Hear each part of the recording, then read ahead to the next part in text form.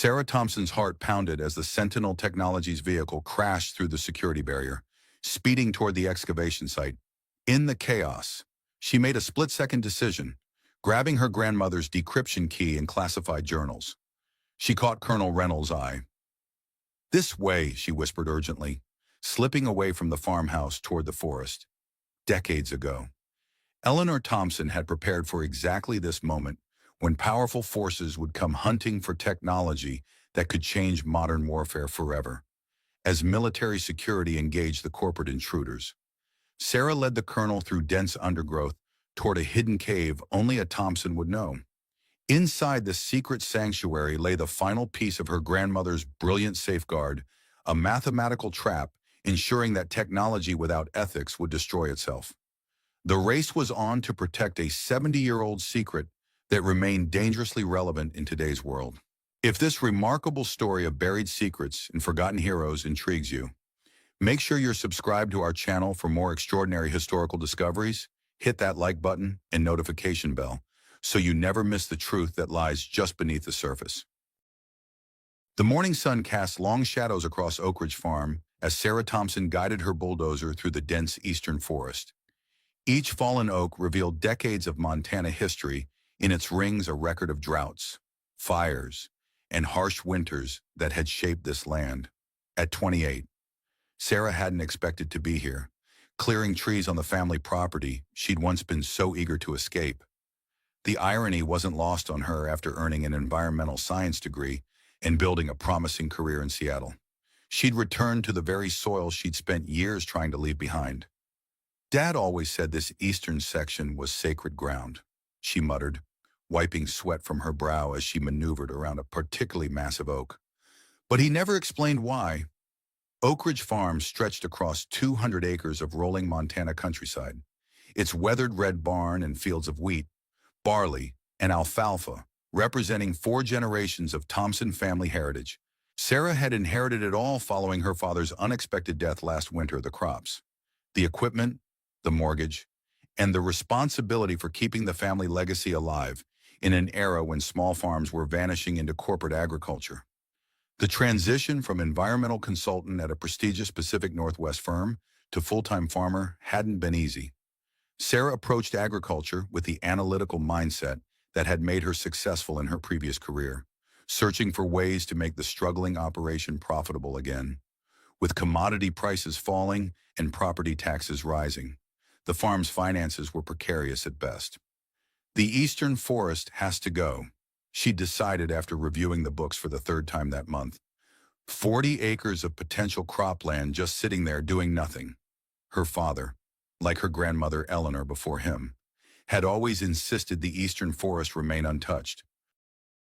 "That land stays as it is," he'd declare whenever Sarah questioned the decision during her visits home. "Your grandmother's wishes, some things are better left undisturbed." But sentiment couldn't pay the bills. The bank had made it clear either increase production or prepare to sell. So here she was, clearing the land her family had protected for generations, feeling like a traitor with every tree that fell. The bulldozer blade struck something with a jarring metallic clang, nearly throwing Sarah from her seat. The resistance was nothing like a root system or boulder. This was manufactured, human-made. "What the hell?" she muttered, backing the machine away. Years of environmental site assessments had taught her caution around unexpected objects. Old farms often contained forgotten equipment, underground storage tanks, even unmarked family cemeteries. Climbing down from the cab, Sarah grabbed a shovel from her truck and began carefully clearing soil around the obstruction. As she dug, her confusion deepened. The object was aluminum, curved in a way that reminded her of no way. She whispered as more emerged from the dirt. "That can't be."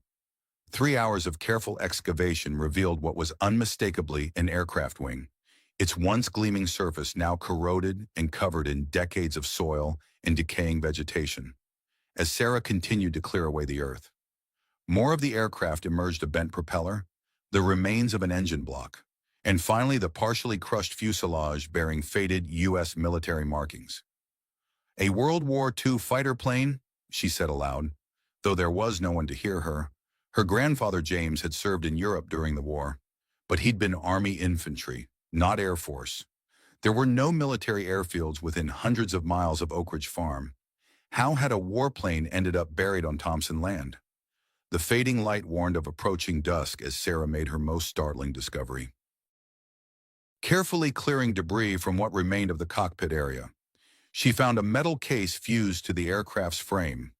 Unlike the surrounding metal, this case appeared to be made of a different alloy that had better resisted corrosion. It was secured with a complex locking mechanism and bore official military markings, along with a name stenciled on the side that made her pulse quicken. CPTE Thompson. Eleanor Thompson, Sarah whispered. Grandma. Eleanor Thompson had passed when Sarah was 12, leaving behind a legacy as the backbone of Oak Ridge Farm. Family lore painted her as a determined woman who had kept everything running while Grandpa James served in Europe during World War II. When he returned, they'd worked side by side until his death in 1972, after which she'd run everything herself until Sarah's father took over in the 1990s. But Eleanor had been a farmer, not a military captain. She'd never mentioned any involvement with aircraft or classified materials. Her wartime role, as understood by the family, had been limited to managing the farm and participating in local agricultural support efforts. Night had fallen by the time Sarah completed her initial documentation of the site. Using her phone, she photographed every aspect of the aircraft in the mysterious case, careful not to disturb anything further. A lifetime of respecting proper procedures, first instilled by her grandmother and reinforced through her environmental science training, led her to contact the county sheriff's office rather than attempting to open the case herself. "I've found what appears to be a World War II military aircraft buried on my property," she reported, trying to keep her voice steady. With what looks like classified material still inside, the dispatcher took down the information efficiently. "We'll notify the appropriate federal authorities. Miss Thompson, please don't disturb the site further until officials arrive." "Of course," Sarah agreed. "When should I expect someone?" Hard to say with these things. Could be days. Sarah spent a restless night researching World War II aircraft and military operations in Montana. Finding nothing in the historical record about training flights or crashes in Madison County, the mystery deepened when she reviewed her grandmother's journals. Noticing for the first time a conspicuous gap in the entries between April 1944 and December 1944, precisely during the period when Allied forces were making critical advances in Europe. "I always assumed she was just too busy with harvest to write," Sarah mused, running her fingers over the leather-bound volumes. "But now I wonder if there was another explanation for her silence." Dawn broke over Oak Ridge Farm with an unusual disturbance. Sarah, who had finally fallen asleep in the early morning hours, was awakened by the sound of vehicles approaching on the rarely used East Access Road. Looking out her bedroom window, she saw a convoy of unmarked black SUVs and military-style trucks making their way toward the crash site she had discovered the previous day, hastily pulling on work clothes. Sarah rushed outside to intercept the unexpected visitors. By the time she reached the eastern field, a dozen individuals in specialized gear were already establishing a perimeter around the partially excavated aircraft. Their uniforms bore no standard military branch insignia, but their organized efficiency clearly indicated professional training. "Excuse me," Sarah called out, approaching what appeared to be the team leader. "This is private property. I'm Sarah Thompson, the owner." A tall man with close-cropped silver hair turned to face her. "Colonel William Reynolds, Defense WWII Accounting Agency." He introduced himself, extending a government identification card. "We're responding to your report about a discovered military aircraft. I need to ask you some questions about this site." "Miss Thompson?" Sarah was taken aback by the speed and scale of the response. "I only called the sheriff last night. How did you mobilize a team this quickly?" Colonel Reynolds' expression remained neutral. "Certain keywords in your report triggered immediate notification protocols. World War II aircraft with potential classified materials falls under our jurisdiction for recovery and identification." As they spoke, more vehicles arrived, including specialized equipment trucks containing what appeared to be ground-penetrating radar and advanced scanning technology. A separate team began unloading preservation materials designed for recovering fragile historical artifacts. I understand you discovered a secured case with military markings. Colonel Reynolds continued. Can you show me exactly where it's located? Sarah led the colonel to the partially exposed cockpit area, pointing out the metal case still fused to the aircraft's frame. It has my grandmother's name on it, Eleanor Thompson. She ran this farm during the war, while my grandfather served in Europe. At the mention of the name, Colonel Reynolds exchanged a significant glance with one of his colleagues.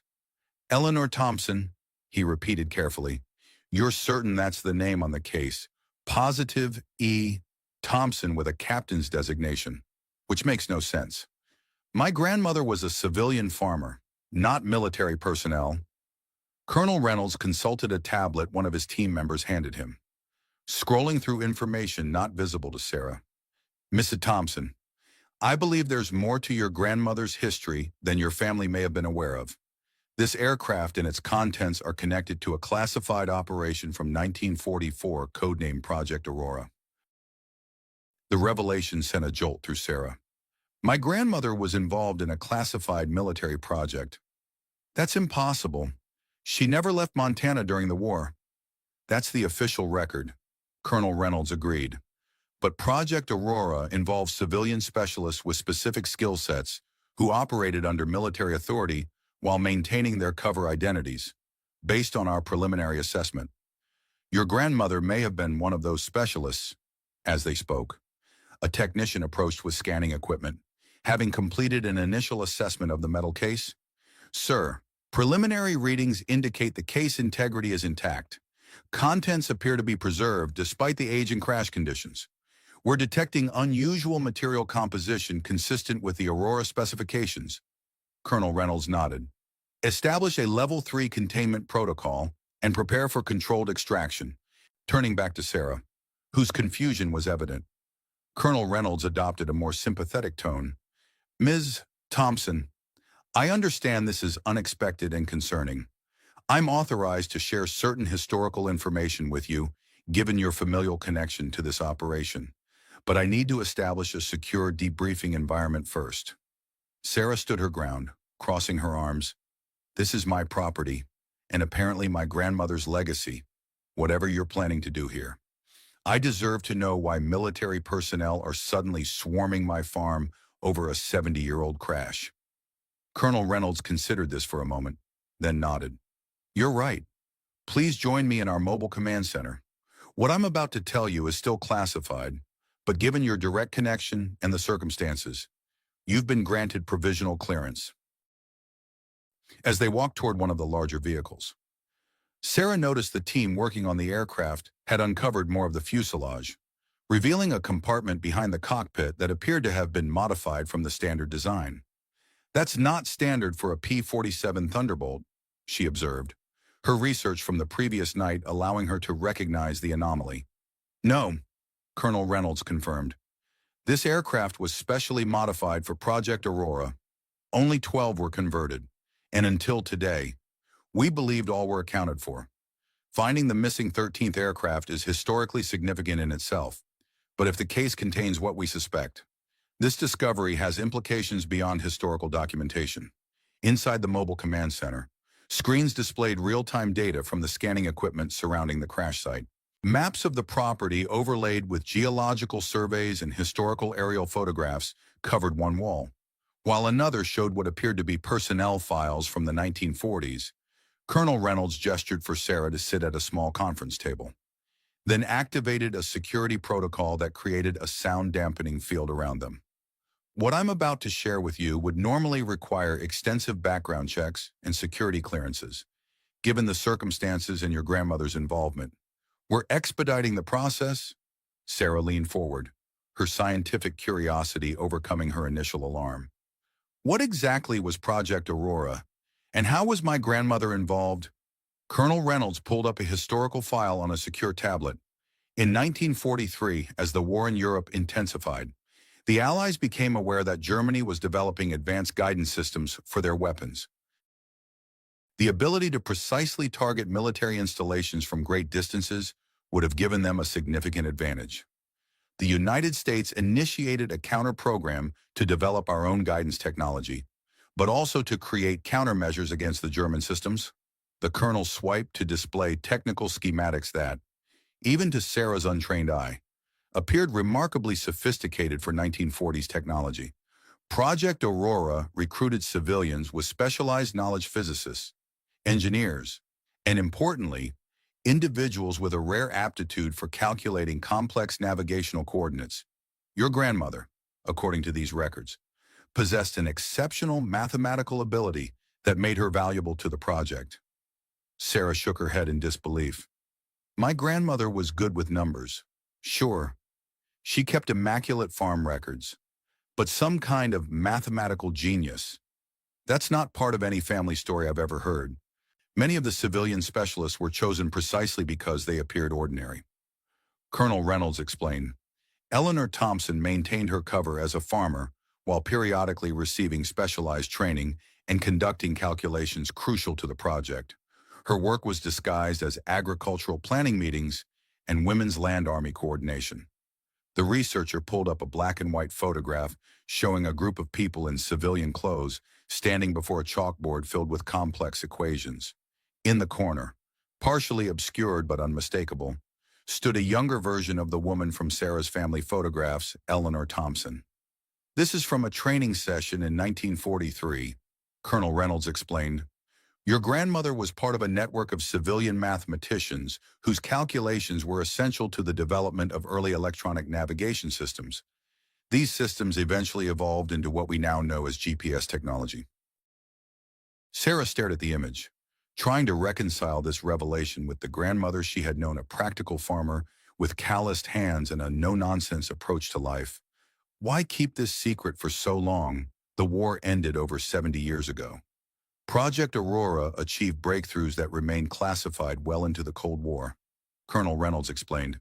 Additionally, the civilian specialists were given permanent cover identities to protect them from potential Soviet interest in their expertise. Your grandmother's contribution to military technology advancement was significant enough that maintaining her cover was considered a matter of national security. Sarah processed this information slowly, pieces of her family history rearranging themselves in light of these revelations. And the aircraft, the case with her name, how does that fit into this story?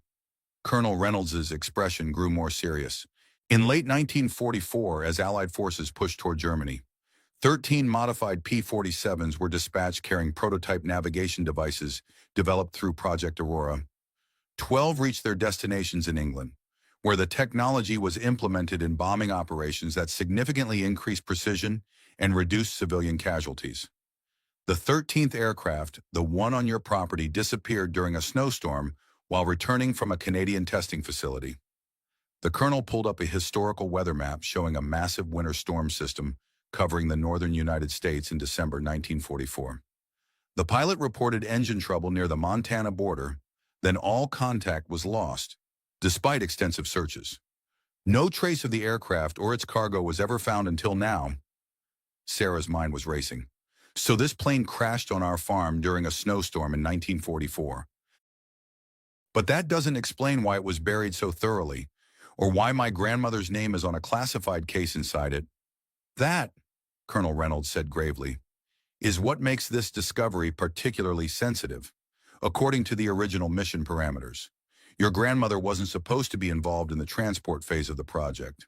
Her name on that case suggests she may have either created the contents or was intended to receive them, neither of which aligns with the official record. Outside the command center, the recovery operation had intensified. Additional personnel had arrived, including what appeared to be historical preservation experts in specialized security teams. The crash site now resembled an archaeological dig, with carefully measured grids and preservation materials protecting the exposed aircraft components. Colonel Reynolds checked an incoming message on his tablet, then turned back to Sarah. The extraction team is ready to remove the case. Given your family connection, would you like to be present when we open it?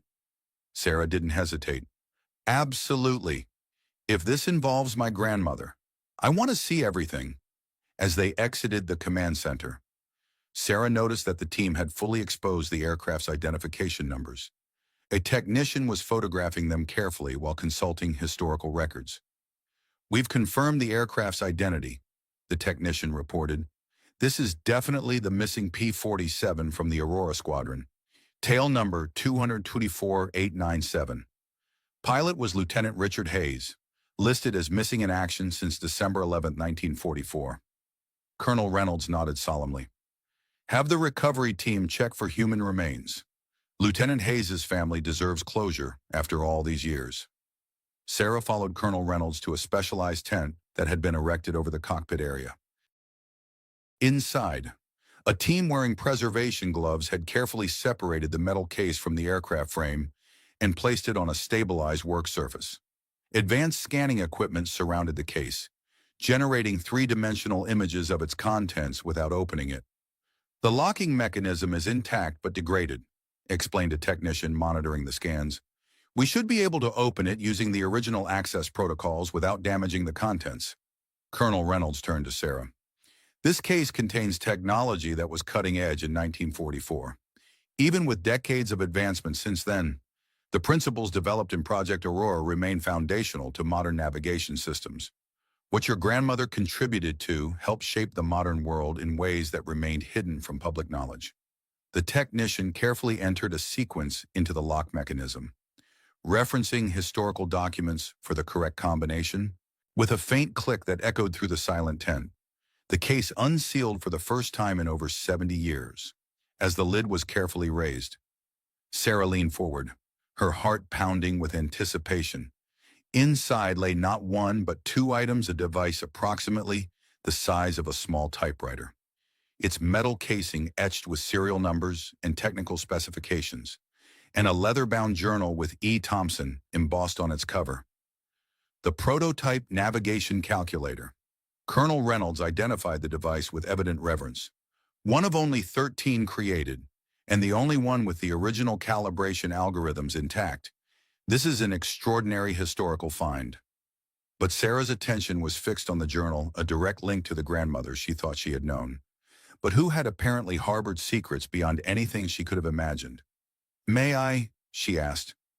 Reaching toward the journal, Colonel Reynolds hesitated, then nodded. Normally, all materials would be quarantined for preservation assessment, but given the circumstances, he added, handing Sarah a pair of archival gloves, "Please use these." With trembling hands, Sarah carefully opened the journal to its first page. There, in the familiar, neat handwriting she recognized from the farm ledgers, was an inscription, "For my granddaughter. Should this ever reach her, some secrets are buried, not to hide shame, but to protect what matters most. The work documented here helped end a war, but the knowledge within could start another. Guard it wisely, as I have guarded you. Eleanor Thompson, Captain, Project Aurora." Sarah looked up at Colonel Reynolds, her eyes wide with the implications of what she had just read. "This was meant for me. Somehow.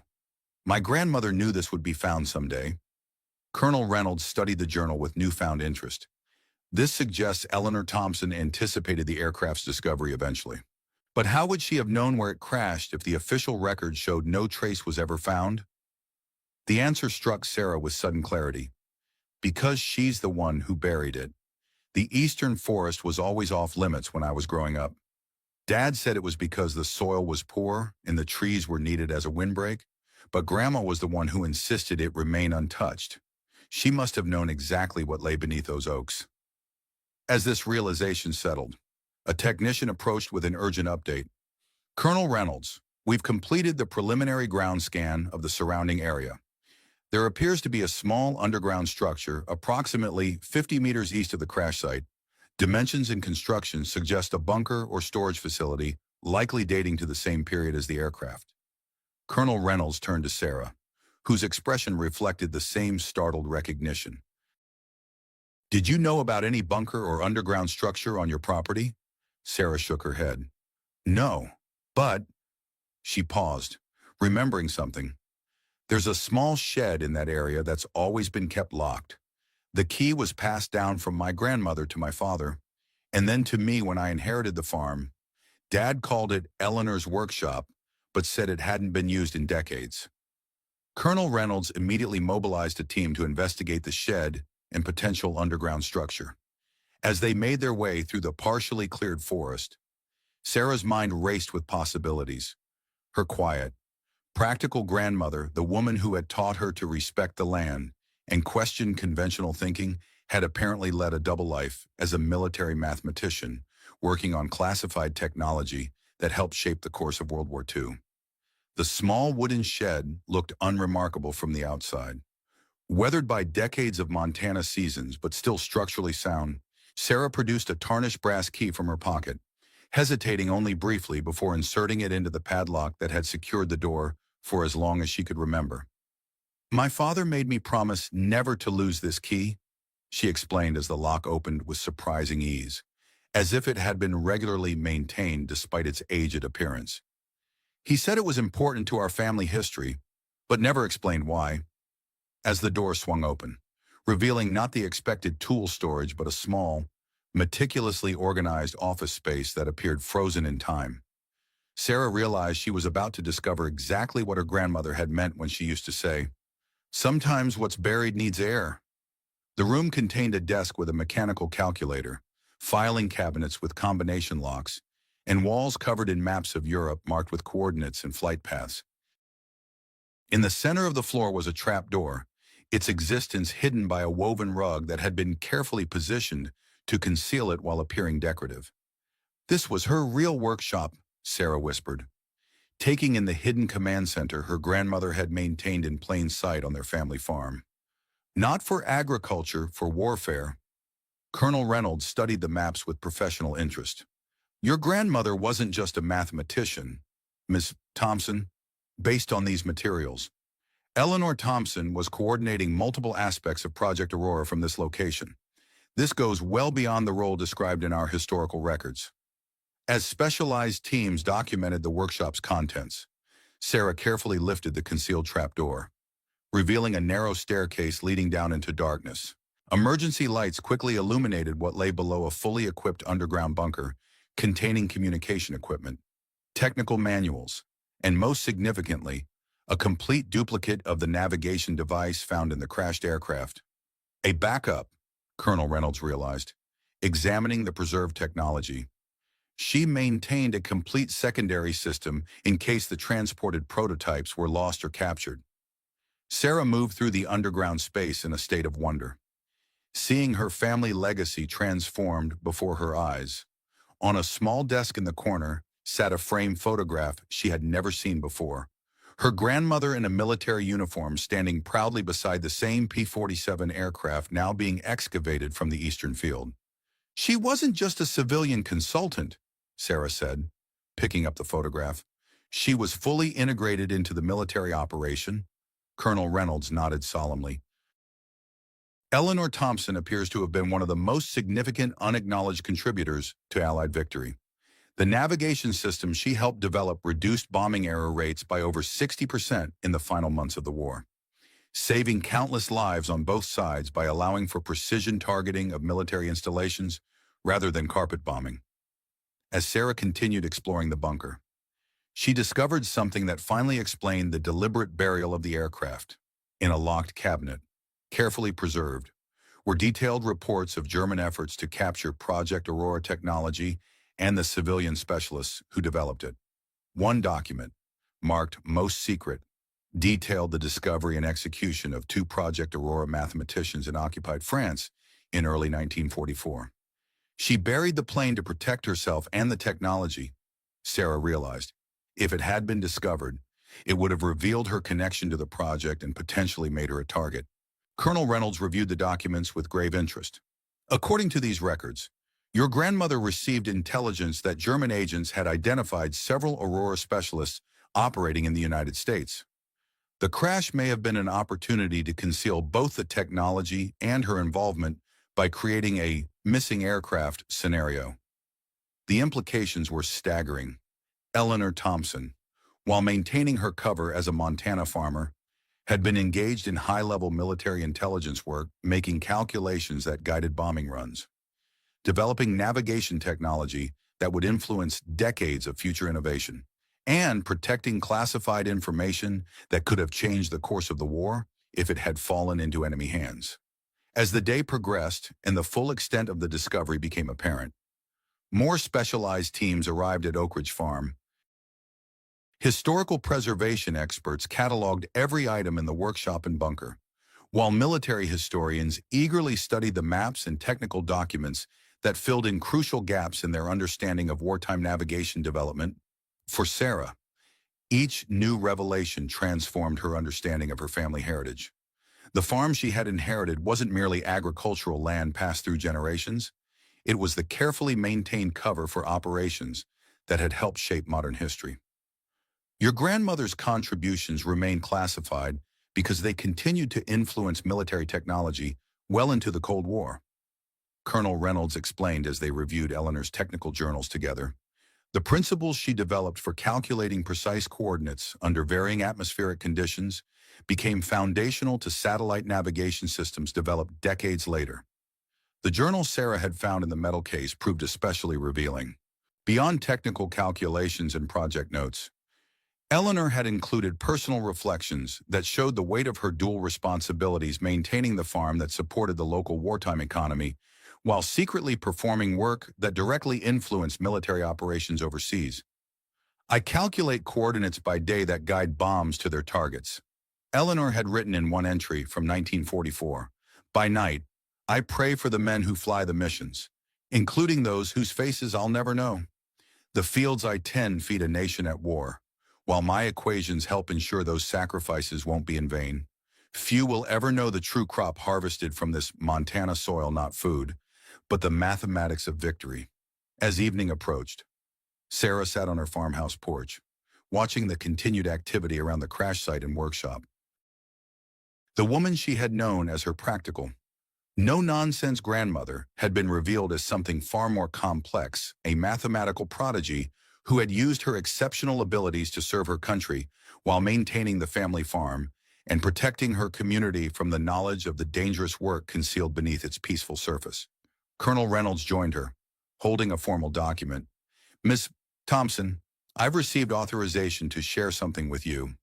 Your grandmother was posthumously awarded the Distinguished Service Medal in a classified ceremony in 1985.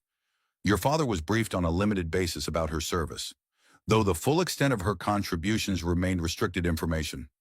Dad knew, Sarah asked, surprised. He never said anything. According to our records, he honored her wish to maintain the family's public identity as farmers rather than drawing attention to her classified work. The workshop was to be preserved, but not accessed unless circumstances demanded it.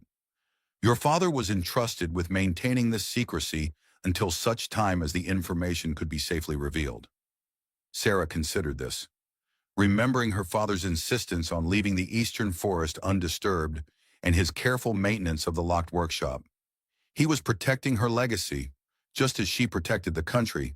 Colonel Reynolds nodded. And now that legacy passes to you, along with decisions about how it should be preserved going forward. As night fell over Oak Ridge Farm, Sarah Thompson found herself at a crossroads similar to ones her grandmother must have faced decades earlier, balancing the responsibilities of maintaining the family farm with newly discovered obligations to history and national security. The cleared trees that had led to this extraordinary discovery had literally unearthed not just a missing wartime aircraft, but a profound family legacy of service, sacrifice, and quiet heroism. My grandmother always said that farming teaches you to look beyond the surface, Sarah reflected, watching as lights illuminated the continuing work at the crash site. I never realized just how deeply that philosophy ran in our family. The crashed P-47 and its classified cargo had remained buried for over 70 years, protected by oak trees and family silence. Now exposed to the light of a new century, Eleanor Thompson's extraordinary contributions would finally receive the recognition they deserved.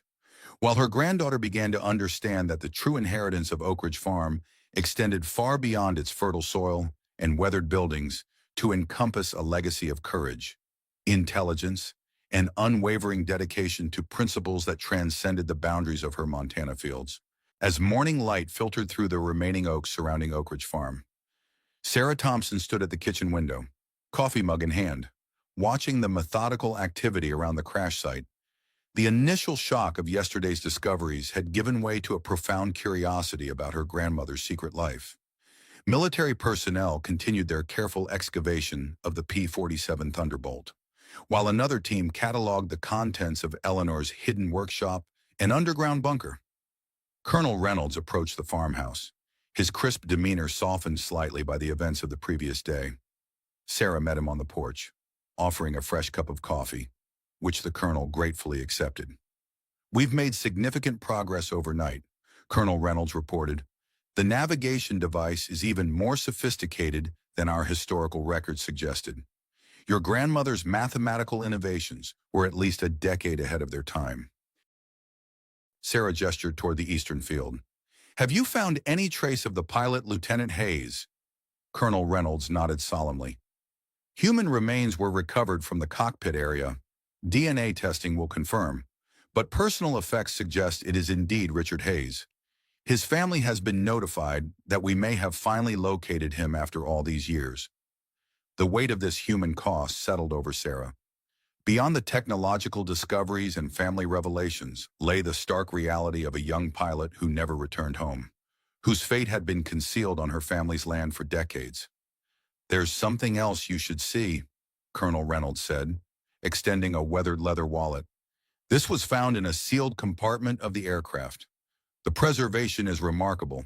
Sarah carefully opened the wallet to find military identification for Lieutenant Richard Hayes, alongside a faded photograph of a young woman standing before a farmhouse, unmistakably her grandmother.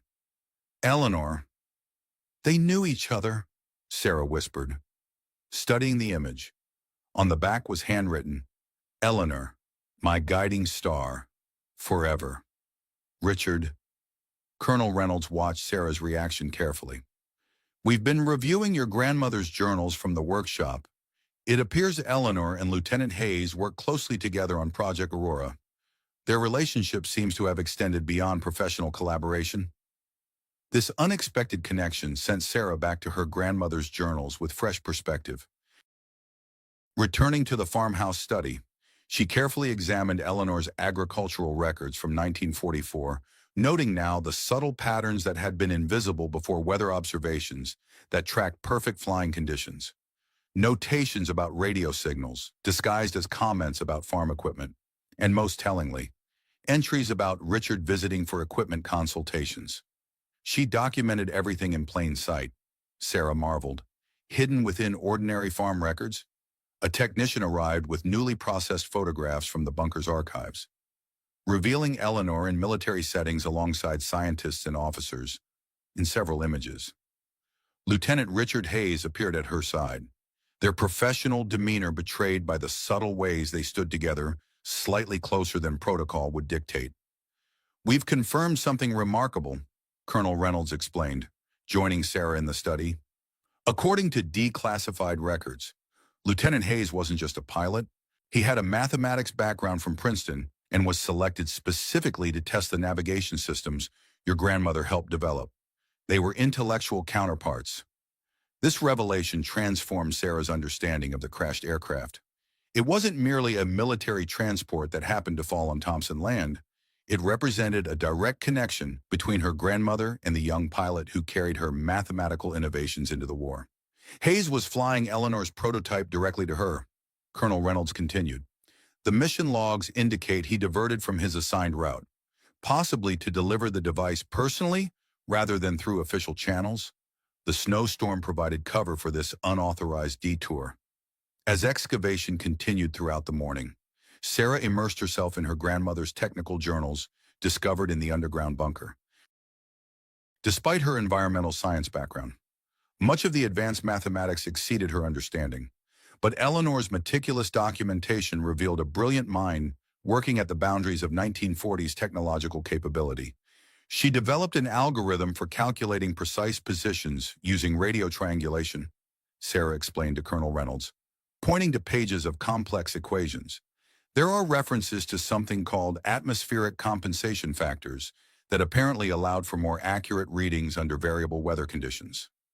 Colonel Reynolds nodded appreciatively. Those principles became foundational to modern GPS technology decades later. Your grandmother's work essentially anticipated satellite navigation systems before satellites existed. By midday, a senior military officer arrived at Oak Ridge Farm, General Marcus Sullivan, whose insignia and bearing commanded immediate respect from the assembled teams. His arrival signaled the escalating significance of the discovery. Monsieur Thompson, he greeted Sarah formally. The implications of what you've uncovered extend beyond historical interest. The technological principles documented in your grandmother's work remain relevant to current defense systems. I've been authorized to brief you on certain classified aspects of Project Aurora that help explain why this discovery is generating such attention. In the privacy of the mobile command center, General Sullivan activated enhanced security protocols before continuing. Project Aurora wasn't merely about navigation, he explained. It was part of a broader initiative to develop what we now call smart weapons ordnance that could be directed with unprecedented precision. The mathematical principles your grandmother developed allowed for real-time course corrections that revolutionized aerial warfare. He displayed archival footage showing test bombing runs from 1944, comparing standard missions with those using the Aurora guidance systems. The difference was dramatic, conventional bombing scattered widely across target areas, while Aurora-guided weapons struck with remarkable precision. By the final months of the war, these systems had reduced civilian casualties by an estimated 60%, while increasing military target accuracy by over 70%. The general continued, your grandmother's algorithms quite literally changed the moral calculus of warfare, making it possible to disable enemy capabilities with minimal collateral damage. Sarah absorbed this information with growing awareness of her grandmother's ethical legacy. Eleanor hadn't just been a mathematician serving the war effort. She had fundamentally shaped how technology could make warfare more humane, even while making it more effective. The navigation device in that aircraft isn't just a historical artifact. General Sullivan concluded, it contains the original algorithmic architecture that has influenced every precision guidance system developed since, in the wrong hands. It could still compromise certain aspects of current military technology. As the general spoke, a commotion outside drew their attention. A convoy of unmarked vehicles approached along the main road to Oak Ridge Farm, not military or government vehicles, but expensive black SUVs with tinted windows and corporate license plates. Sentinel Technologies, a security officer reported, checking the approaching vehicles through binoculars. 3 vehicles, approximately 8 individuals. General Sullivan's expression hardened. How did they know about this operation already? We've maintained strict information security. Sarah remembered something. Yesterday, before I reported the crash, I took photos on my phone. They were automatically backed up to my cloud storage. She pulled up her account on a tablet, checking the access logs. Someone accessed these images remotely last night from an IP address I don't recognize. The general immediately ordered enhanced security around the perimeter, while instructing his communications team to trace the unauthorized access. Sentinel Technologies specializes in reverse engineering historical military technology for modern applications, he explained to Sarah. They've been particularly interested in Project Aurora for years, as security personnel moved to intercept the approaching vehicles at the property line. Colonel Reynolds pulled Sarah aside. There's something you need to see immediately. We found it in a hidden compartment in your grandmother's desk in the farmhouse study. Colonel Reynolds carefully unfolded a sealed letter that had been preserved in a waterproof container. The envelope was addressed simply, for my granddaughter, when the past returns, with trembling hands. Sarah opened the letter, recognizing her grandmother's distinctive handwriting. My dearest granddaughter, if you're reading this, then what lies buried has finally surfaced. The work I participated in during the war carried both promise and peril, the promise of saving lives through precision, and the peril of what such technology might become in the wrong hands. Richard Hayes was more than my colleague. He was the love I never spoke of, who carried my work across dangerous skies. When his aircraft disappeared in the storm, I made the painful decision to protect both the technology and our family by concealing the truth. The official record shows a missing plane that never reached me. The reality lies buried on our land. What you must understand now is that certain organizations have never stopped searching for the original Aurora algorithms. I encoded safeguards into my work mathematical keys, without which the technology cannot be fully implemented. These safeguards were my insurance against its misuse. Trust Colonel William Reynolds. He was my student decades ago, though he may not reveal this connection immediately. The continuation of Project Aurora has remained in the hands of those who understand its ethical implications. The final key is hidden where only a Thompson would think to look beneath the roots of what sustains us, with love and faith in your judgment. Eleanor Thompson. Sarah looked up at Colonel Reynolds with newfound understanding. You knew my grandmother personally? Colonel Reynolds nodded, dropping his official detachment. Eleanor was my doctoral advisor in applied mathematics at MIT in the 1980s. Few knew of her academic work she published under a pseudonym while maintaining her identity as a Montana farmer. When this discovery was reported, I requested the assignment specifically because I recognized the location. Outside, the standoff at the property line continued. General Sullivan was firmly refusing access to the Sentinel Technologies representatives, who were presenting what appeared to be legal documents claiming rights to inspect any recovered World War II technology based on patents they had acquired. The roots of what sustains us, Sarah repeated, considering her grandmother's clue. Moving with sudden purpose, Sarah led Colonel Reynolds to the farmhouse kitchen to the ancient cast-iron stove that had heated the home for generations. Grandmother always said the stove was the heart of the farm, what sustained us through every winter since 1928. Kneeling beside the stove, Sarah carefully examined its base, finding a small, almost invisible seam in the brickwork of the hearth. Pressing firmly on what appeared to be a solid brick revealed a hidden compartment containing a small metal box. Inside lay a mechanical device unlike anything Sarah had seen before, a brass and copper mechanism with interlocking gears and a numeric keypad, clearly designed by the same hand that had created the navigation calculator found in the aircraft. The decryption key, Colonel Reynolds breathed, examining the device with reverent care. This is the safeguard Eleanor mentioned, the mathematical key needed to fully implement the Aurora algorithms. General Sullivan joined them, his attention immediately focused on the device. This changes everything. Without this key, the navigation device is incomplete, its most advanced functions impossible to reverse engineer. The general's radio crackled with an urgent update. Sir, Sentinel Technologies representatives are presenting a court order signed by Judge William Hargrove demanding access to inspect any recovered World War II artifacts under the Historical Preservation Act. Judge Hargrove, Sarah repeated, recognition dawning. He's on the board of directors for Madison County Historical Society. I attended their fundraiser last month and mentioned my plans to clear the eastern forest. General Sullivan's expression darkened. Information leaked from civilian channels. Then, they've been monitoring you, waiting for something to surface. Sarah felt a chill at the realization that her innocent comments at a local event had triggered corporate surveillance. What do they want with 70-year-old technology? Surely modern systems are far more advanced.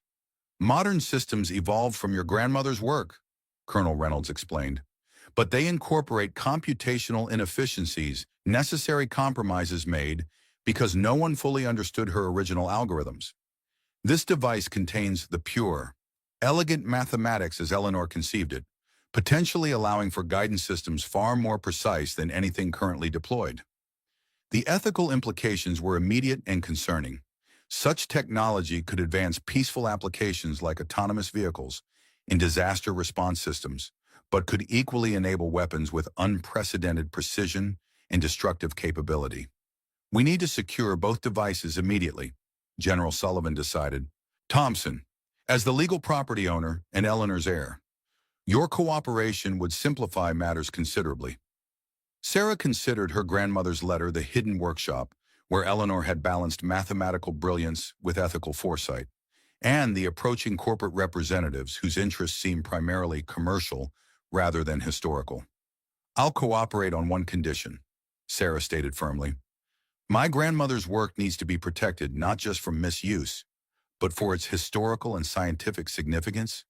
I want her full contribution acknowledged and preserved." Before the general could respond, a commotion erupted at the property line.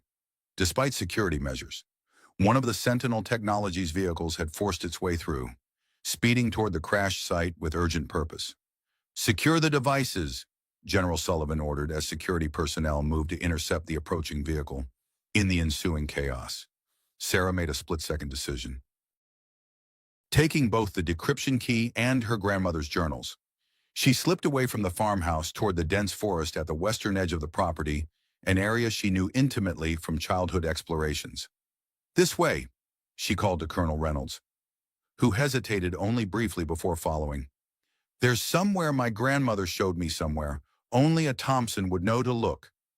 As security forces contained the Sentinel Technologies intrusion, Sarah led Colonel Reynolds along a nearly invisible path through dense undergrowth.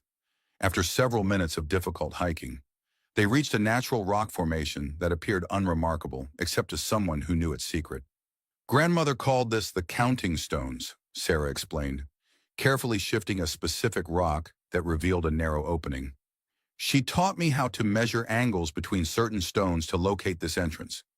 I always thought it was just a game." The narrow passage opened into a small cave with a flat, dry floor. Battery-powered LED lights activated automatically as they entered, revealing a space that had been prepared decades earlier as a secure fallback position, complete with preserved supplies, communication equipment, and a reinforced safe. She prepared for exactly this scenario, Colonel Reynolds realized, examining the cave's contents. Eleanor anticipated that someday someone would come looking for her work. Sarah carefully placed the decryption key and journals in the safe, whose combination she knew instinctively. The geographic coordinates of Oak Ridge Farm translated into a numeric sequence. "We should return before they notice we're missing," Colonel Reynolds suggested. "The general is trustworthy, but in this situation, keeping Eleanor's safeguards separated from the navigation device is precisely what your grandmother intended." When they emerged from the forest, the situation at Oak Ridge Farm had stabilized. Military police had detained the Sentinel Technologies representatives who had breached the property line, while General Sullivan was engaged in tense negotiation with the company's legal team. "Their court order is technically valid," he explained when Sarah and Colonel Reynolds rejoined him, giving no indication he had noticed their brief absence. "But we're asserting national security precedents. This will eventually reach higher courts. But for now, we maintain control of the site and all recovered materials." Throughout the afternoon, as legal arguments continued at the property boundary, the technical teams completed their recovery of the aircraft and its contents. The remains of Lieutenant Richard Hayes were respectfully transferred to a specialized transport for proper identification and eventual return to his family. In a quiet moment, Sarah stood beside the excavated crash site, now just an empty depression in the earth where secrets had lain buried for decades. She thought about the young pilot who had diverted from his mission to deliver her grandmother's work personally, a decision that cost him his life, but potentially kept the technology from falling into the wrong hands. "Lieutenant Hayes' sacrifice wasn't in vain," General Sullivan said, joining her at the site. "Our preliminary assessment of the aircraft suggests it was damaged before the crash, possibly by enemy action. He managed to reach your grandmother's property before going down, which can't have been coincidence. He was trying to bring it home to her," Sarah realized, "not to a military installation or research facility, but to Eleanor personally." As evening approached, the Sentinel Technologies representatives finally departed under military escort, their court order temporarily superseded by national security directives. Their departure marked only the beginning of what would clearly become a complex legal battle over the rights to Eleanor Thompson's technological legacy. In the farmhouse kitchen, Sarah hosted an impromptu gathering of the senior project personnel, General Sullivan, Colonel Reynolds, and key members of the recovery team. The informal setting seemed appropriate for discussing Eleanor Thompson's work, surrounded by the everyday farm environment she had maintained as her cover. "Your grandmother's contribution to navigation technology saved countless lives during the war," General Sullivan acknowledged, raising a toast with the coffee Sarah had prepared. "But her ethical foresight in creating mathematical safeguards may prove equally important to history." Eleanor understood something essential that many scientists miss. Colonel Reynolds added his perspective, that technological advancement without ethical constraints can lead to unintended consequences. Her deliberate limitation of her own work shows remarkable wisdom, as the officials discussed the immediate security measures needed to protect both the recovered technology and Oak Ridge Farm itself. Sarah felt a growing clarity about her own role in this unfolding story. She was not merely the accidental discoverer of historical artifacts or the inheritor of family property. She was the continuation of a legacy of responsibility that Eleanor had carefully prepared her for, even from beyond the grave. "General," Sarah said, interrupting the technical discussion with newfound confidence, "I believe I understand what my grandmother intended. She didn't want her work destroyed or permanently hidden. She wanted it preserved but protected from misuse. The decryption key ensures that the technology can only be implemented with deliberate ethical consideration." The general studied her thoughtfully. "And what would you suggest happens now?" "Ms. Thompson, a partnership," Sarah proposed. "My grandmother's work should be studied and acknowledged publicly. Her mathematical brilliance deserving full recognition after decades of secrecy. But the complete implementation of her algorithms should require multiple authorizations, creating a system of checks and balances that prevents unilateral deployment." Colonel Reynolds smiled with evident approval. "That approach honors both Eleanor's scientific contribution and her ethical concerns. It's exactly what she would have wanted." As night fell over Oak Ridge Farm, temporary security lights illuminated the property, while military personnel established a protective perimeter that would remain in place during the ongoing investigation. Sarah stood on the farmhouse porch, watching the stars emerge above the oak forest that had kept her family secrets for so long. Colonel Reynolds joined her, offering a document he had prepared. "I've drafted an initial proposal for the Eleanor Thompson Historical Technology Trust, a framework that would protect your grandmother's intellectual property while allowing for its studied application under ethical guidelines." Sarah reviewed the document, recognizing that it represented a path forward that balanced historical acknowledgement, scientific advancement, and ethical safeguards. "This feels right," she said simply, honoring both her genius and her foresight. Inside the farmhouse, on the kitchen table where generations of Thompsons had shared meals and made decisions that shaped their family's course, lay Eleanor's journals and technical documentation, a legacy finally emerging from shadow into light. Beside them, Sarah had placed the photograph of her grandmother with Lieutenant Richard Hayes, acknowledging the personal connection that had intertwined with history. "Tomorrow we'll begin the formal process of documenting everything for proper historical preservation," Colonel Reynolds explained. "Eleanor Thompson will finally receive the recognition she deserves in the scientific and military historical record." General Sullivan, preparing to depart for Washington with the secured navigation device, offered his final thoughts. "Your grandmother understood something essential about powerful technology, that how we choose to use our knowledge matters as much as the knowledge itself. That ethical perspective is perhaps her greatest legacy." As the military convoy prepared to depart, carrying the carefully preserved artifacts of Project Aurora, an elderly gentleman arrived at Oak Ridge Farm, introducing himself as Thomas Hayes, the 75-year-old son of Lieutenant Richard Hayes. He had traveled from Chicago after receiving the notification about his father's remains. "I never knew him," Thomas explained as Sarah welcomed him into the farmhouse. "He was reported missing before I was born. My mother never remarried, always believing somehow he might return." Sarah showed him the photograph found in his father's wallet, Eleanor and Richard standing together at Oak Ridge Farm. "They were colleagues," she explained gently. "And perhaps more than that." Thomas studied the image with emotion.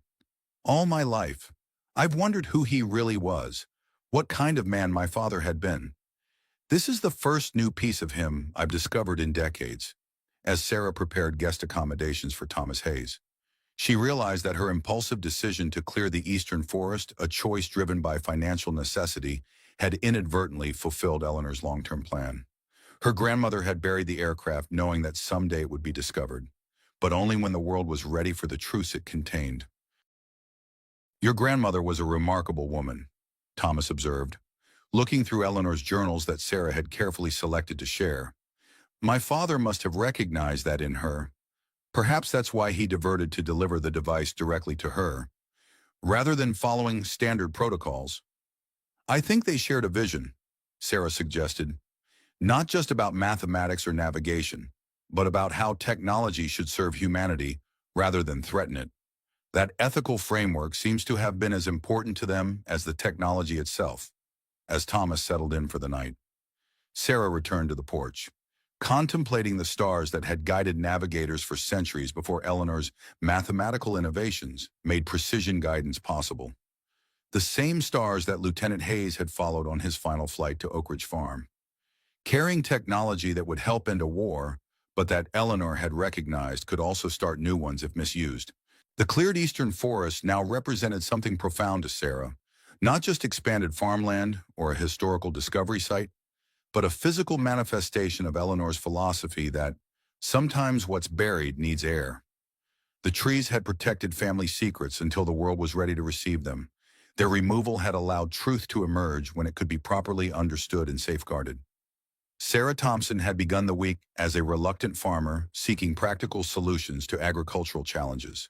She would continue as something far more complex, a guardian of dual legacy, cultivating both the fertile soil of Oak Ridge Farm and the ethical framework her grandmother had embedded within mathematical brilliance that had helped win a war while establishing principles for the peace that followed. The young woman who had once been eager to escape rural life for environmental science now recognized that her grandmother had been engaged in the most profound environmental stewardship of all, creating technology that could either harm or heal the world, and ensuring it would be governed by ethical principles that valued preservation alongside progress. Just as Eleanor had balanced her mathematical innovations with her commitment to the land that had both sustained and concealed her remarkable work. 3 weeks after the discovery that transformed Oak Ridge Farm from a simple agricultural enterprise into a site of historical significance, Sarah Thompson stood at the edge of the eastern field, watching new growth emerge where oak trees had stood for generations.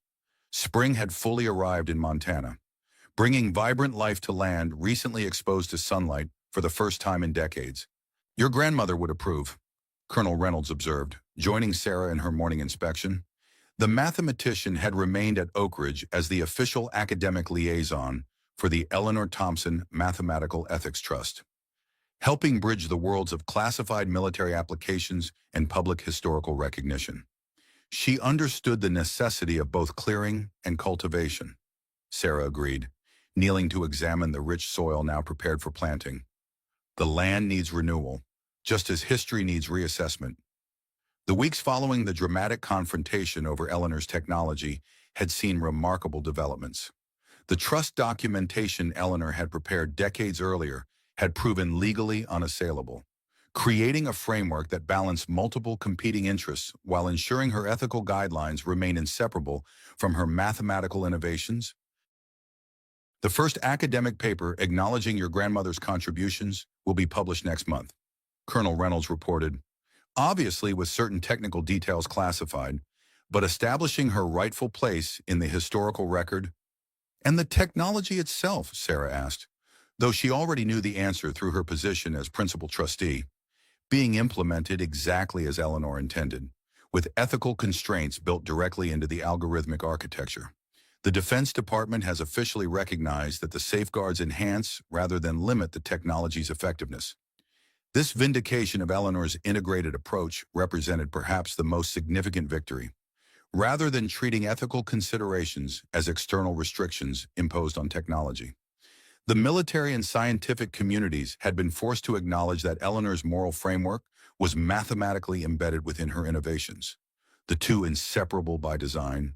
Walking back toward the farmhouse, they passed the site where the P-47 had rested for over 7 decades. Now carefully excavated and restored to its original contours, the area had been designated as a small memorial garden, a place of reflection rather than agricultural production. The historical marker arrives tomorrow, Colonel Reynolds noted. The wording has been approved by both the Trust Committee and the military reviewers.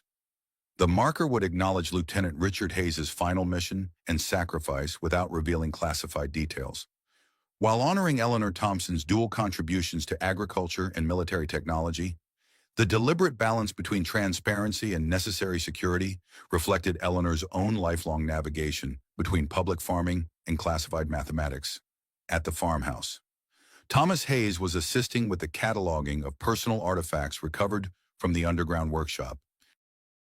His perspective as Richard Hayes' son had proved invaluable in understanding the human dimension of the historical narrative, complementing the technical assessment of Eleanor's mathematical innovations.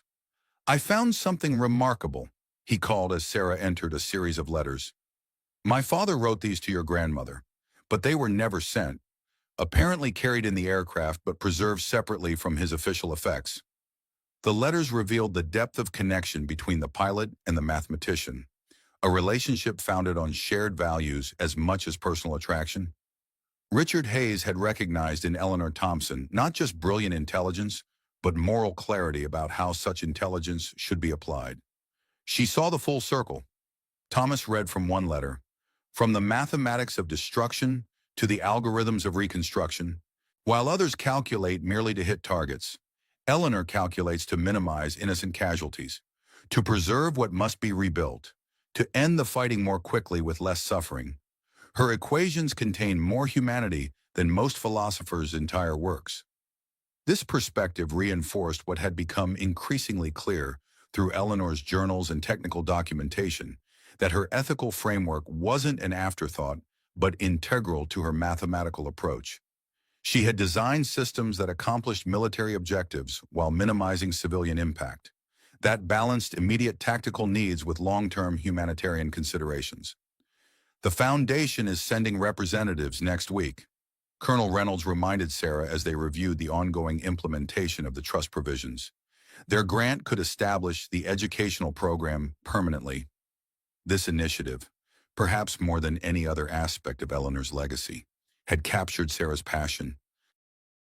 The Eleanor Thompson STEM Ethics program would bring students from across the country to Oak Ridge Farm, using the historical narrative of the mathematician-farmer as a framework for exploring the inseparable relationship between technological advancement and ethical responsibility.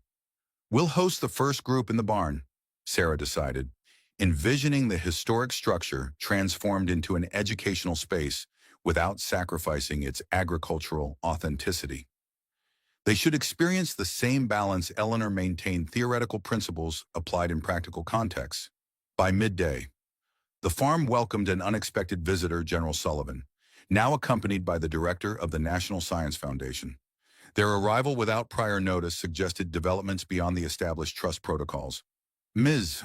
Thompson," the general greeted her formally, "something has emerged that requires your immediate attention as trustee, a situation that Eleanor Thompson apparently anticipated decades ago. In the privacy of the farmhouse study," he explained the urgent development. "3 days ago, a research team at the Sentinel Technologies Advanced Computing Lab made a breakthrough in quantum computing that allows for unprecedented processing speed. Their first application attempt was reconstructing the original Aurora algorithms from fragmentary historical records." Sarah immediately grasped the implications. "They're trying to bypass my grandmother's ethical framework by reverse engineering her mathematical principles without the safeguards."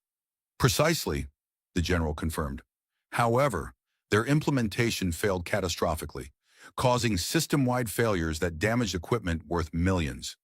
Their algorithms appeared mathematically sound, but collapsed under actual application stress." The National Science Foundation director elaborated, "Upon reviewing their approach, our specialists identified what appears to be a deliberate mathematical trap embedded in the fragmentary records, an elegant recursive loop that activates only when the algorithms are implemented without certain ethical constraint parameters." Sarah smiled in quiet appreciation of her grandmother's foresight. She created a mathematical immune system that rejects applications attempting to separate the technology from its ethical framework. "More than that," the general added with evident respect, "she apparently encoded a message within the failure sequence. When properly analyzed, the error pattern spells out in mathematical symbols, translatable to English, technology without conscience destroys itself." This revelation transformed what might have been a contentious confrontation into an opportunity for deeper collaboration.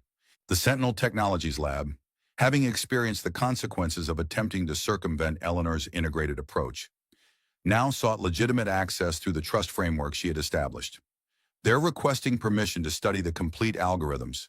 Ethical constraints included, under trust supervision, the general explained. This represents exactly the scenario Eleanor designed her trust to address, ensuring advanced applications of her work would maintain the moral framework she considered essential. As trustee, Sarah had authority to approve or deny such access. The decision required balancing advancement with protection. Innovation with responsibility, precisely the equilibrium Eleanor had maintained throughout her remarkable career. I'll approve conditional access, Sarah decided after careful consideration, with trust representatives monitoring implementation and mandatory integration of the ethical parameters. No component of the technology can be extracted or implemented separately. This decision set in motion a new phase of Eleanor Thompson's legacy, one that would influence cutting-edge quantum computing applications, while ensuring they remain governed by human-centered ethical considerations. The mathematics developed for wartime navigation would help guide humanity through the uncharted territories of artificial intelligence and autonomous systems. Late afternoon brought additional visitors to Oak Ridge Farm, representatives from the Smithsonian Institution, interested in creating an exhibition about civilian contributions to military technology during World War II. With Eleanor Thompson's story as a centerpiece, we envision an installation that captures the duality of her life, the curator explained. Walking the property with Sarah, the agricultural implements alongside mathematical tools, farming journals beside technical calculations, showing how she maintained both identities while ensuring each informed the other. This public recognition represented something Eleanor herself had never sought, but which Sarah now recognized as essential for inspiring future generations. The story of a farmer mathematician who embedded ethical considerations directly into technological innovation offered a powerful model for addressing contemporary challenges. The exhibition should emphasize that her ethical framework wasn't imposed externally, but integrated mathematically. Sarah insisted, that's the most important lesson for today's scientists and engineers. Moral considerations aren't limitations on technology, but essential components of truly advanced systems.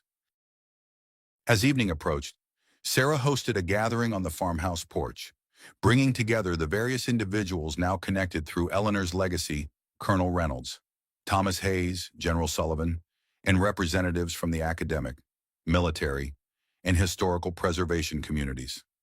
3 weeks ago, I was clearing trees to expand farmland, Sarah reflected, watching the sunset illuminate the partially transformed eastern field. I had no idea I was actually clearing space for truth to emerge, for history to be rewritten, and for my own understanding of purpose to be transformed. Thomas Hayes, who had decided to relocate temporarily to Montana to participate in documenting his father's connection to the Thompson legacy, offered his perspective. Our parents and grandparents lived in a time when certain contributions had to remain hidden for security reasons, but they created mechanisms ensuring the truth would eventually emerge when the world was ready to understand it properly. Colonel Reynolds added academic context. Eleanor Thompson represents a category of historical contributors we're only beginning to properly acknowledge, individuals whose work was deliberately obscured for security or social reasons, but whose innovations shaped technological development in profound ways. As darkness fell and stars appeared above Oak Ridge Farm, Sarah considered how differently she now viewed the property she had inherited. What had initially felt like a burden of responsibility, an obligation to maintain family land when she had planned a different career path, had revealed itself as something far more meaningful, a living connection to a legacy of balanced purpose. Eleanor understood something essential about innovation, General Sullivan observed, articulating what had become increasingly clear through study of her work. That technological advancement without ethical grounding becomes destructive not just morally, but functionally. Her mathematical safeguards weren't restrictions, but essential operating parameters. This principle had been dramatically demonstrated by the Sentinel Technologies Lab's failed attempts to implement the algorithms without their ethical components, resulting not in unrestricted capability, but in system collapse. Eleanor had encoded her moral framework so deeply into her mathematical innovations that they literally could not function when separated from their ethical foundations.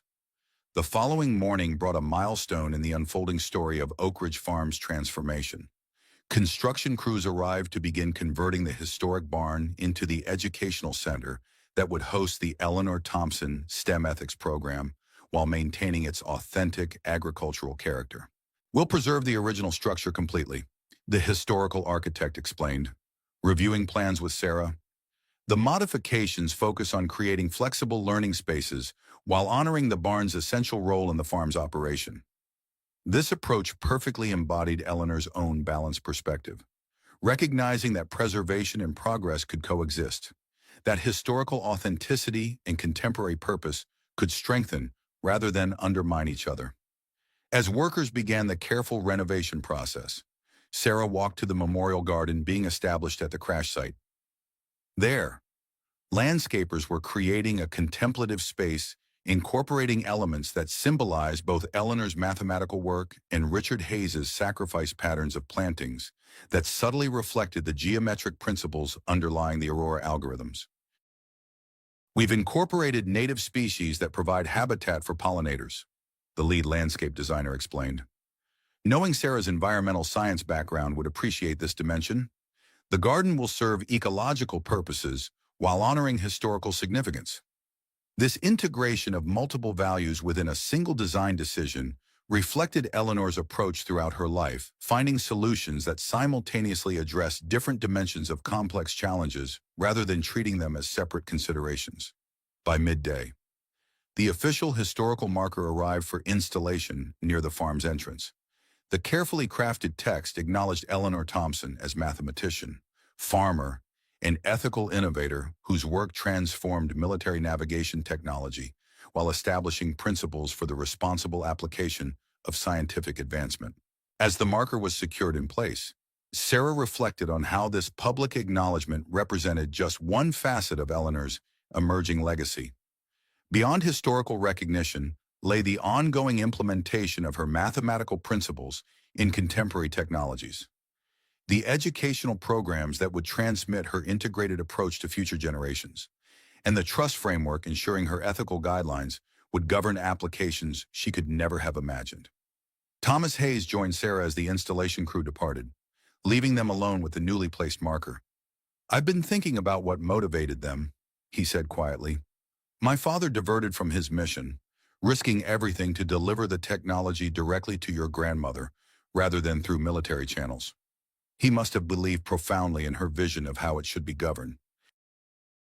And she protected both his sacrifice and the technology by making the difficult decision to conceal the crash." Sarah added, "Not to hide the truth permanently, but to preserve it until it could emerge in the right context." This perspective had profound implications for Sarah's own decisions about the Eastern Field. While the crash site had been preserved as a memorial garden, the remaining cleared area presented an opportunity to implement sustainable agriculture practices informed by both Eleanor's traditional farming knowledge and contemporary environmental science. "I'm going to establish an experimental section," she decided, walking the boundaries of what had once been oak forest and would now become productive farmland. Applying regenerative agriculture principles that honor both the land's history and its future potential, this decision represented Sarah's own integration of seemingly separate aspects of her life, her environmental science training, her family's agricultural heritage, and the newly discovered legacy of balanced innovation that Eleanor had embodied. The Eastern Field would become not just productive farmland, but a living laboratory demonstrating how historical wisdom and contemporary science could work together. As afternoon brought increasing activity to Oak Ridge Farm military personnel continuing to document the underground bunker, construction crews beginning barn renovations, and agricultural specialists assessing soil conditions in the Eastern Field, Sarah retreated briefly to her grandmother's study, seeking quiet reflection amidst the transformation. Among Eleanor's personal effects recovered from the workshop, Sarah had discovered a small notebook. Unlike the formal journals and technical documentation, this contained more personal reflections, Eleanor's private thoughts about maintaining her dual identity, and the emotional weight of her wartime contributions. I calculate blast radiuses by day, one entry read, and measure rainfall by night. I track bomber formations across European skies while monitoring corn growth in Montana. Some would see contradiction in these dual roles, but I find essential harmony. Both require understanding natural patterns, respecting the principles that govern our world, and recognizing that human intervention must work with these patterns rather than against them. This integration of scientific precision with natural stewardship perfectly articulated what had become increasingly clear through Eleanor's technical documentation, that her ethical framework wasn't imposed artificially in her mathematics, but emerged organically from her understanding of how complex systems function most effectively. A knock at the study door announced Colonel Reynolds, who entered with news from Washington. The classified review has been completed. He reported, Eleanor Thompson will receive posthumous recognition with the Presidential Medal of Freedom in a ceremony next month. As trustee, you'll accept on her behalf. This highest civilian honor represented formal acknowledgement of Eleanor's contributions at the national level, recognition, delayed by decades of necessary security classification but now possible through the trust framework she had established. There's something else, Colonel Reynolds continued. The investigation into Sentinel Technologies' attempts to access the technology has revealed that they obtained fragments of the original algorithms through questionable channels during the Cold War. Their failed attempts to implement these fragments led them to monitor properties connected to Project Aurora personnel, including Oak Ridge Farm. This explained the rapid corporate response to Sarah's discovery. Sentinel Technologies had been watching the property for decades, waiting for any indication that Eleanor's complete work might surface. They monitored my social media, Sarah realized, when I posted about clearing the eastern forest. They recognized the potential significance immediately. Their surveillance actually accelerated the protection of Eleanor's legacy, Colonel Reynolds observed. By moving so aggressively to claim the technology, they triggered the trust provisions she had established, ensuring proper oversight rather than exploitation. This ironic outcome reflected Eleanor's remarkable foresight. She had anticipated not just that her work would eventually resurface, but that competing interests would attempt to separate its technical brilliance from its ethical framework. Her trust provisions had been designed precisely to address this scenario, ensuring that any implementation of her mathematics would maintain the moral constraints she considered essential. As evening settled over Oak Ridge Farm, Sarah walked the perimeter of her property, seeing it with new awareness of its multidimensional significance. Beyond its agricultural productivity and natural beauty lay layers of historical importance, technological innovation, and ethical philosophy, all interconnected through Eleanor Thompson's remarkable life and legacy. The partially cleared eastern field represented this integration perfectly, a space where forest had concealed truth for decades, now transformed into an area that would honor the past while creating new productive potential. Preserving historical significance while generating sustainable harvests. Returning to the farmhouse as twilight deepened, Sarah found Thomas Hayes examining family photographs in the kitchen, including several newly discovered images of Eleanor and Richard together during his visits to the farm. They were visionaries in different ways, he reflected, studying the expressions of the young mathematician and pilot captured in black and white.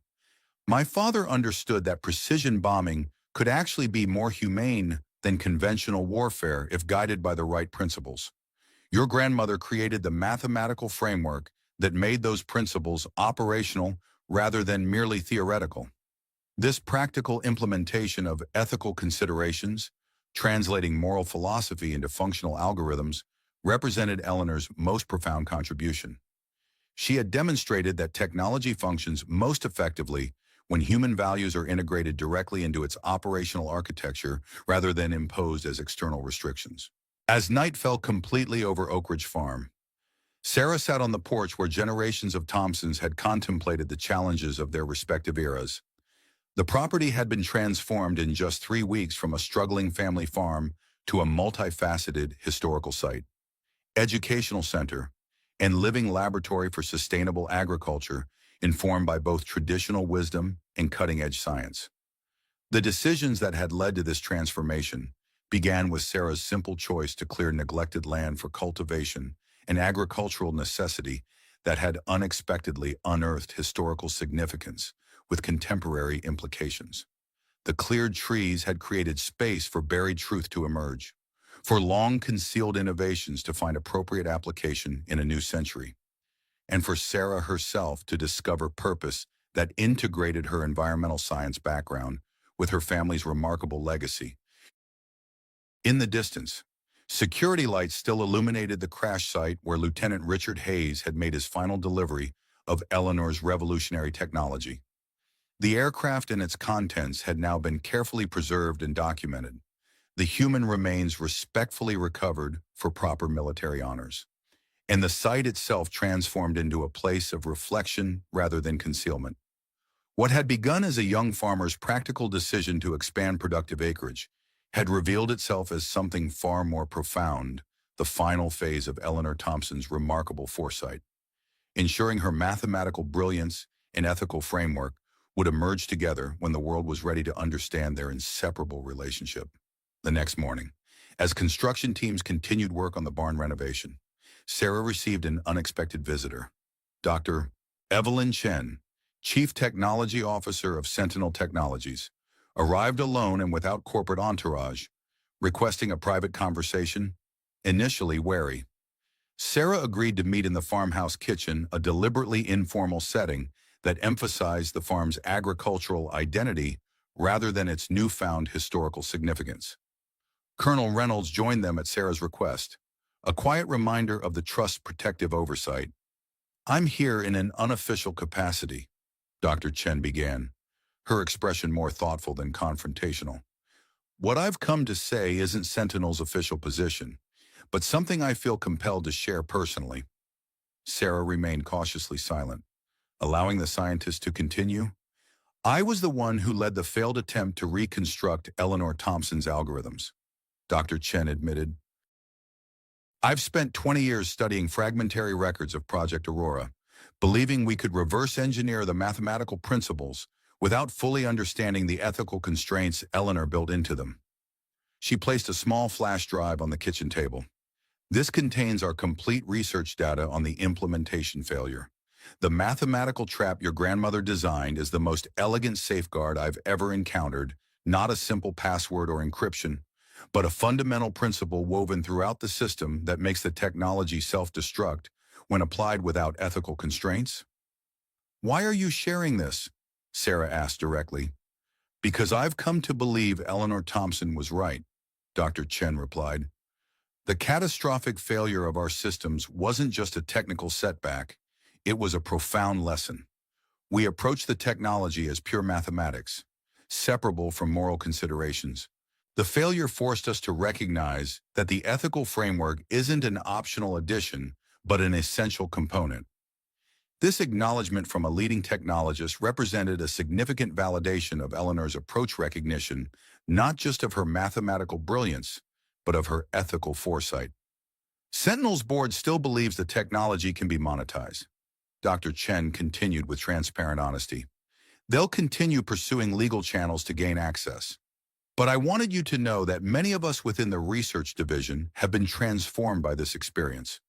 We're beginning to understand what Eleanor Thompson recognized decades ago, that truly advanced technology must incorporate human values at its foundational level." This unexpected ally from within the corporate structure that had seemed most threatening to Eleanor's legacy offered a new pathway for collaboration, one that honored the trust's ethical requirements while allowing for continued innovation. "The trust framework my grandmother established doesn't prevent technological advancement," Sarah observed. "It ensures that advancement proceeds with integrated ethical considerations. If Sentinel is willing to work within those parameters, there could be common ground." Dr. Chen nodded thoughtfully. "I'd like to propose exactly that, a research partnership that respects the trust conditions, while allowing us to explore applications Eleanor Thompson couldn't have imagined in her time." Colonel Reynolds, who had remained silent during the exchange, offered his perspective. The trust was designed to be adaptive while maintaining core principles. Eleanor anticipated that new applications would emerge, which is why she focused on embedding fundamental ethical constraints rather than specific technological limitations. By midday, this unexpected development had led to preliminary discussions of a potential research collaboration, one that would maintain the trust's authority while allowing carefully monitored exploration of Eleanor's mathematics in contemporary contexts. The proposed partnership would include strict oversight from the Trust Committee, ensuring that Eleanor's ethical safeguards remained intact in any implementation, as Dr. Chen departed with a tentative framework for future cooperation. Sarah felt a deepening appreciation for her grandmother's wisdom. Eleanor hadn't simply protected her work from misuse. She had created mechanisms that would eventually transform how future generations approach technological development itself. The following week brought the arrival of the first student group for the Eleanor Thompson STEM Ethics program. 20 undergraduate engineering and mathematics students from universities across the country gathered in the partially renovated barn, which now housed educational spaces while maintaining its agricultural character. Sarah welcomed them to Oak Ridge Farm. Standing beside the navigation device display a non-functional replica created for educational purposes. With the actual technology secured in a government facility under trust supervision, Eleanor Thompson wasn't just a brilliant mathematician who happened to have ethical concerns. Sarah explained to the assembled students, she developed a fundamentally new approach to technology, one where moral considerations aren't imposed after development but integrated into the mathematical architecture itself. As the students engaged with interactive displays highlighting Eleanor's dual contributions to agriculture and military technology, Sarah observed their growing recognition of how this historical narrative related to their own future work in artificial intelligence, biotechnology, and other emerging fields. Your grandmother essentially invented ethical algorithms before anyone even conceived of such a thing. One doctoral candidate in computer science remarked, she was embedding moral frameworks into computational systems decades before ethics became a consideration in computer science. This historical perspective offered contemporary students a powerful model for their own innovations, demonstrating that technological advancement didn't require separating scientific progress from human values, but could integrate them as mutually reinforcing elements. Later that evening, after the students had departed for their accommodations in nearby Madison, Sarah sat with Thomas Hayes on the farmhouse porch, watching fireflies emerge over the eastern field where new crops were beginning to sprout. My father never lived to see how his final mission would eventually be understood, Thomas reflected. But I think he would be pleased to know that the technology he carried didn't just help end one war. It's now helping create a framework for how humanity approaches its most powerful innovations. They were both ahead of their time, Sarah agreed, not just in their mathematics but in their understanding of technology's relationship to human values. This multi-generational perspective brought deeper meaning to the transformations occurring at Oak Ridge Farm. The agricultural enterprise continued. Fields were planted, livestock tended, equipment maintained, but these traditional farming activities now existed alongside educational programs, historical preservation, and cutting-edge research applications, all guided by Eleanor Thompson's integrated approach to knowledge and ethics. As the month progressed, preparations intensified for the Presidential Medal of Freedom ceremony. Sarah worked with military historians to finalize the public narrative of Eleanor's contributions, carefully balancing historical accuracy with necessary security considerations. The official citation would acknowledge Eleanor's dual role as mathematician and farmer, recognizing her as one of the unsung heroines whose civilian expertise had significantly influenced military outcomes. On the evening before her departure for Washington, Sarah visited the memorial garden at the crash site, now complete with native plantings arranged in subtle patterns, reflecting the mathematical principles Eleanor had pioneered. The simple stone marker acknowledged both Eleanor Thompson and Richard Hayes, their names linked by the shared vision that had brought them together and ultimately cost Richard his life. I think I understand now. Grandma, Sarah said quietly to the evening air. You weren't just protecting secrets, you were preserving a particular approach to knowledge, one that refuses to separate what we can do from what we should do. The soft Montana twilight settled over Oak Ridge Farm as Sarah made her final preparations for the journey to Washington. In the eastern field, new crops grew where ancient oaks had stood for generations, their removal revealing not just buried history, but new possibilities. The farm had been transformed, yet remained true to its essence, just as Eleanor had maintained her identity as a farmer while engaging with the most advanced mathematics of her era. Sarah Thompson had cleared dead trees expecting to expand productive acreage. Instead, she had uncovered a legacy that would shape the responsible application of technology for generations to come, a discovery that transformed not just Oak Ridge Farm, but our understanding of how innovation achieves its greatest potential when guided by an unwavering moral compass and a deep connection to the land we all share. As Sarah locked the farmhouse door behind her, preparing to represent her grandmother at the highest levels of national recognition, she carried with her the key lessons of Eleanor's remarkable life that the most advanced technology incorporates rather than bypasses human values. That protection sometimes requires concealment until the right moment for revelation, and that seemingly separate domains of knowledge, farming and mathematics, ethics and algorithms, history and innovation achieve their greatest potential not in isolation, but in careful, conscious integration. The eastern field, now planted with experimental, sustainable crops, stood as living testimony to Eleanor Thompson's integrated vision, a space where truth had been buried for decades, waiting for the right moment to emerge into the light of a new century that might finally be ready to understand the inseparable relationship between technological power and ethical responsibility.